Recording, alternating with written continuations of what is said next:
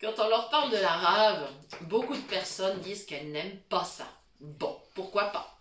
Mais c'est dommage, parce que c'est un légume très intéressant qui peut parfaitement s'intégrer dans divers plats. Et pour apprendre justement à l'apprécier, eh bien, l'astuce, c'est par exemple de l'intégrer dans un potage. Bonsoir les amis, comment allez-vous? Chez nous, tout va bien. Bienvenue sur notre chaîne Cuisine pratique pour les non-voyants, pour une recette ce soir de potage campagnard aux légumes. Voici donc les ingrédients dont nous allons avoir besoin. J'ai 4 raves, 4 pommes de terre, 1 kg de carottes. Voilà, ça c'est la base. Il me faudra bien sûr de l'eau et 2 cuillères à café de bouillon de légumes sans gluten pour compléter. Pour la cuisson, bien sûr, c'est une recette donc qui ne contient pas de gluten. Elle ne contient pas de lactose si vous n'ajoutez pas de crème. Ça, c'est comme vous voulez. C'est facultatif. C'est une recette végétarienne.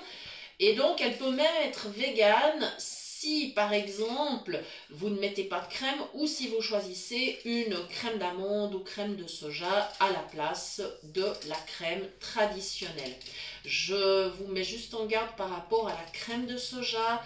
Parfois, elle contient du sirop de blé, donc c'est-à-dire du gluten. Alors, méfiez-vous juste avec cet ingrédient-là.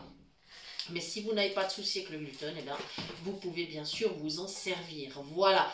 Donc là, on est encore sur des légumes d'hiver, bien évidemment. Et puis, ce genre de soupe est très intéressant justement parce que d'abord, les légumes apportent les fibres nécessaires. Ils apportent les vitamines et comme on est sur une soupe, les vitamines seront simplement dissoutes dans l'eau, mais elles seront présentes dans votre potage. Vous n'allez pas les perdre puisque vous n'allez pas enlever l'eau, bien évidemment. Attention de ne pas en mettre trop au départ pour que votre soupe ne soit pas trop clairette, ça serait dommage. Voilà. Et puis, c'est un repas du soir qui est quand même léger et qui complète justement si vous avez eu un repas de midi par exemple qui était on va dire mal équilibré, c'est-à-dire si vous avez avalé à toute vitesse un sandwich ou une tranche de pizza, eh bien le potage de légumes va compléter et remplacer en fait l'absence de légumes que vous avez eu au repas de midi. Voilà, donc les soupes c'est vraiment quelque chose de très intéressant qui rassasie bien et qui est vraiment nutritif. Voilà. Donc là, je suis en train de couper mes raves. Je les avais bien sûr épluchées. D'ailleurs, j'ai plein d'épluchures de légumes devant moi. Mais ça, c'est pas grave du tout. Voilà. Ça pourra aller au compost pour après être utilisé ultérieurement pour les jardins ou autres. Voilà. Quand on en a trop, on les emmène à la déchetterie parce que nous, on n'a pas un énorme jardin. Mais bon, voilà. Voilà, et là je suis en train d'éplucher les carottes. Voilà, donc en fait, ce qu'il faudra faire avec ce potage, il faudra quand même le laisser cuire suffisamment longtemps, en tout cas une bonne demi-heure. Pour que ça cuise plus vite, eh bien, coupez vos légumes plutôt petits. Et puis ensuite, vous pouvez donner le petit coup de mixeur plongeant pour justement avoir une soupe bien lisse, bien crémeuse. Et puis à la fin, eh bien, si vous souhaitez, vous ajoutez la petite touche de crème ou pas, facultatif donc. Comment accompagner la soupe?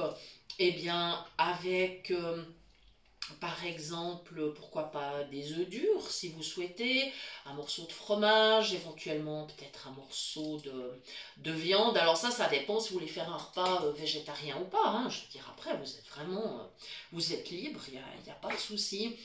Si vous mettez des pommes de terre dans le potage, moi je vous conseille d'éviter le pain parce que ça fera quand même deux féculents qui font monter quand même le taux de glycémie.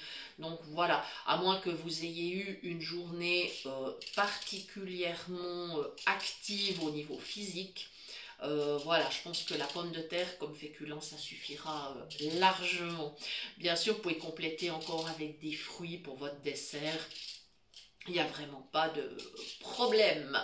Voilà. Et puis pourquoi pas un petit verre de vin si ça vous fait plaisir. Voilà, tant qu'on est raisonnable, hein, il n'y a pas de souci.